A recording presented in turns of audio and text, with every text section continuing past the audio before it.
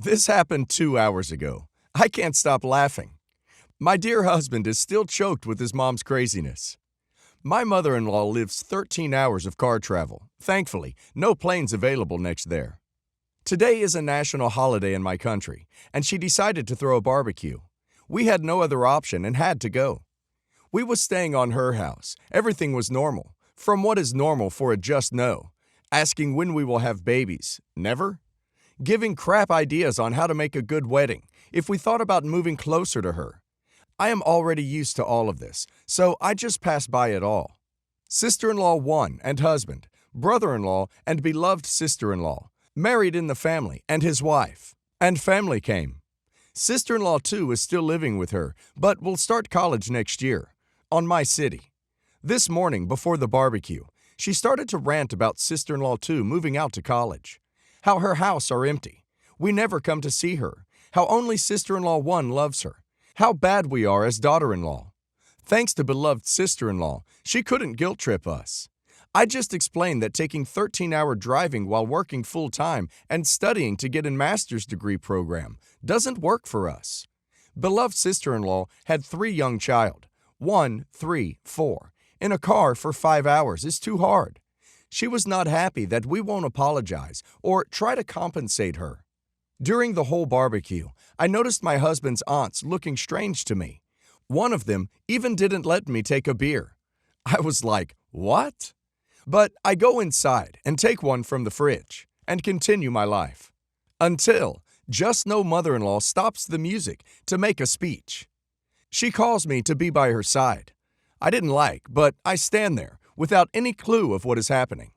In the beginning is a beautiful speech about family, about how kids is something beautiful, how support of family always was important, and then everything went to space. She started to talk about how it is important that daughter-in-law listens to mother-in-law and to make sure she is happy. Beloved sister-in-law exchanged a look that says, this woman is only happy when we are like slaves and her sons are like kings.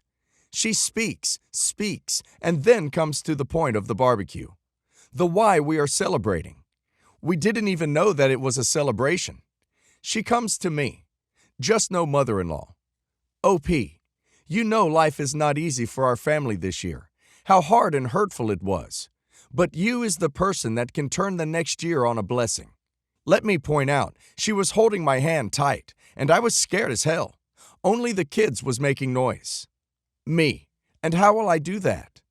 Just no mother-in-law. Will you be my sacred womb and give me a baby?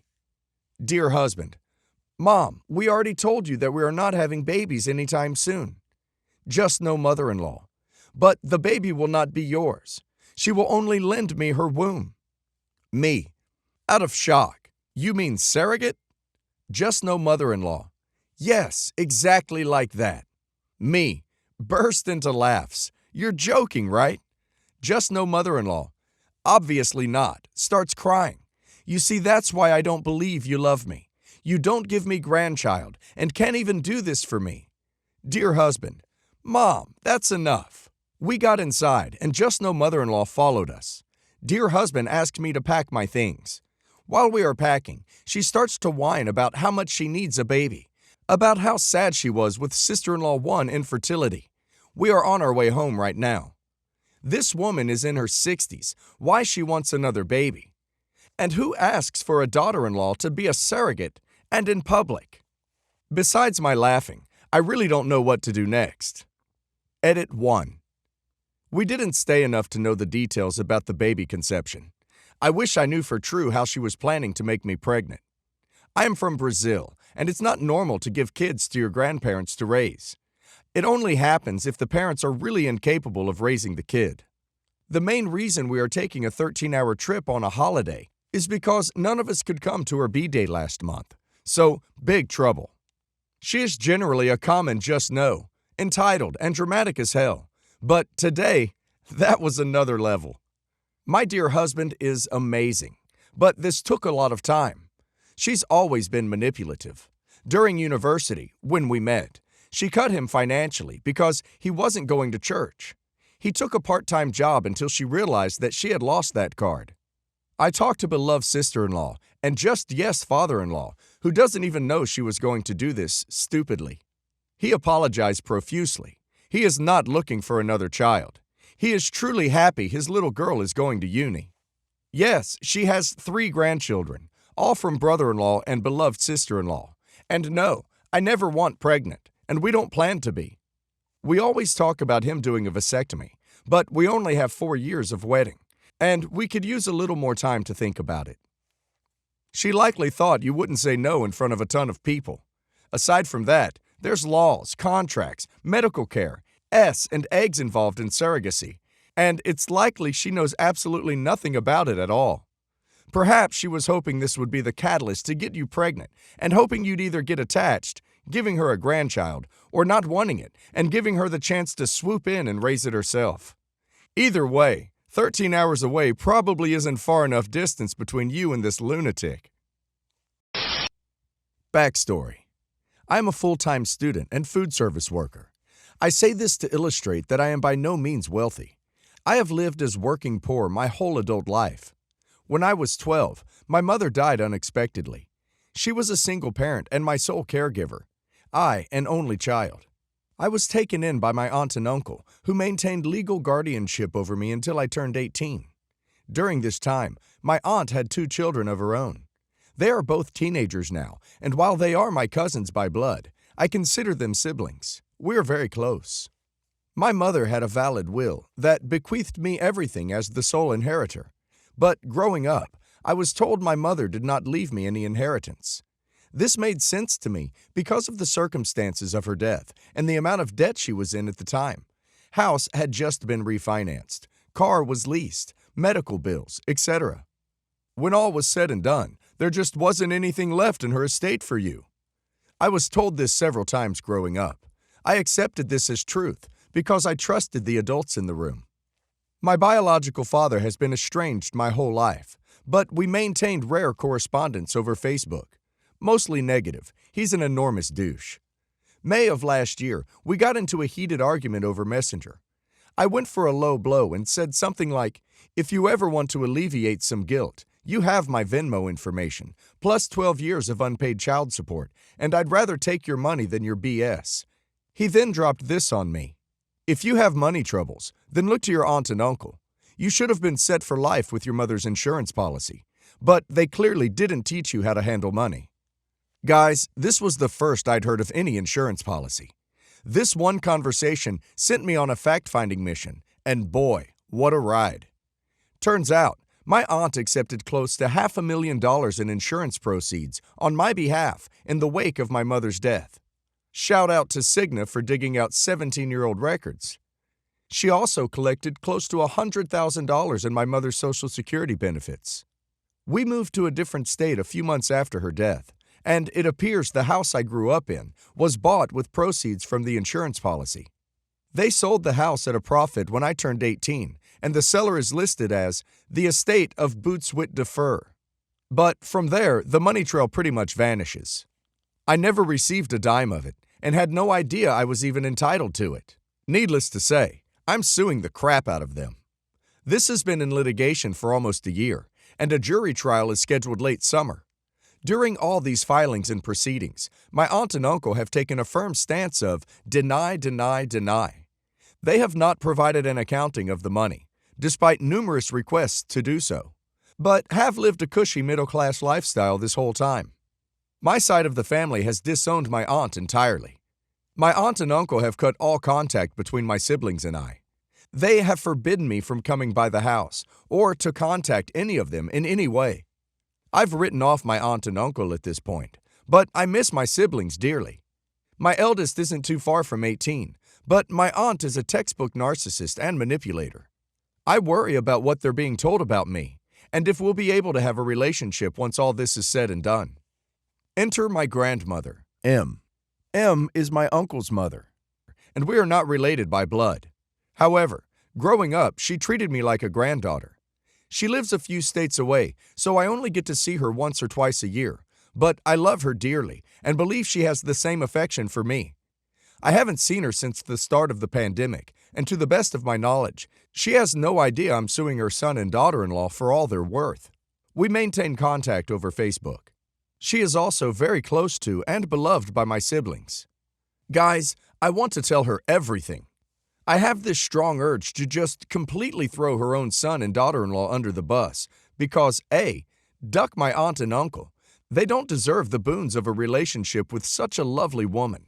And B, she might be my only link to ensuring any future relationship with my siblings is not poisoned by lies.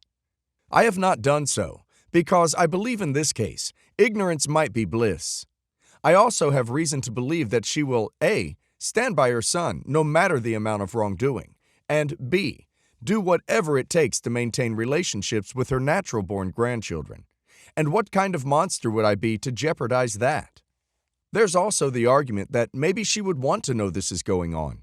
She's the only major player in this story still kept in the dark. And maybe I should be the one to control how she finds out. But y'all must understand, my motivations are not pure. They are fueled in part by revenge. I have kept silent thus far so as to not antagonize my aunt and uncle during the legal proceedings. However, as the trial date gets closer, it has become more and more apparent that I have a winning case. Now, with them cutting off contact to my siblings, I feel I have nothing to lose and everything to gain by telling Em what's been going on. What do I do? Any grandparents care to weigh in? Would you want to know, or would it be best to let this lie? Any and all advice welcome. I think eventually your grandmother will find out anyways, especially by the time a verdict or settlement occurs. She might even think that money was given to your aunt from your mother's estate rather than you. You could take her aside if you see her in person, if able, and tell her that you want her to hear the truth from you. Of course, this is with the risk that she may say something to her son. But since you're estranged at the moment, what have you got to lose? Backstory here. My wife and I have been married 12 years and have 2 kids. She was married before for 5 years and had 1 kid with the ex. They divorced because he was an A piece of crap, and she got full custody of their kid, with him only seeing the little dude maybe once a month, if that. We met a few years after that. I adore my stepson. To me, he's my kid. I've never liked her ex-husband. He's been in and out of the kid's life for years now, and never has a stable job or place to live. We try to be civil and have given him more than enough chances to get his crap together. He doesn't pay child support, and we've even loaned him money in the past to help him out. Yeah, it's probably stupid on my part, but my stepson loves his dad, and my wife and I don't want him to see his father struggling. Last month he came to us and asked for more money. He wasn't working, was about to be evicted from his apartment, and has ruined all his relationships with family and friends, so he had nowhere else to go. I told him we can't lend him any more money, but we do have a finished basement with a bonus room, living room, and bathroom that he could use if need be. My wife agreed this would be the best situation, as he could get a job and save money, and also see his kid more. Since he moved in, everything has been a nightmare. He got a job but has been calling out almost every day. He's not contributing to food, which was a part of the agreement. He just sits on the patio and smokes or sleeps or watches movies with the volume so loud it shakes the house. He's also yelled at our other kids for stupid crap. We've told him multiple times his behavior is not okay, and it feels like all he's done is take advantage of us. He comes to my wife almost every day, crying and wanting to talk. She's a stay-at-home mom, so she's there a lot, but lately she's been leaving as soon as the 2 older kids get on the bus and taking the baby to my mom's house, or hanging out with friends to avoid him. He's been asking weird questions and making odd statements. For example, he somehow overheard my wife and I having S one night and commented on it the next day. Or he'll ask my wife, "What's wrong with me? Why doesn't anyone love me? Why is my life so terrible?" I told him it's not her responsibility to be his therapist. He also asked her to make him food and do his laundry, which I made very clear was not okay to ask of her. The last straw was today. My wife was home with the baby napping, and I had already gone to work. She had the bedroom door closed, but not locked. She woke up to him standing over her, asking her to take his temperature because he didn't feel well. She freaked out and told him to get out. He then kept trying to come back in the bedroom to talk to her and ask her odd questions again.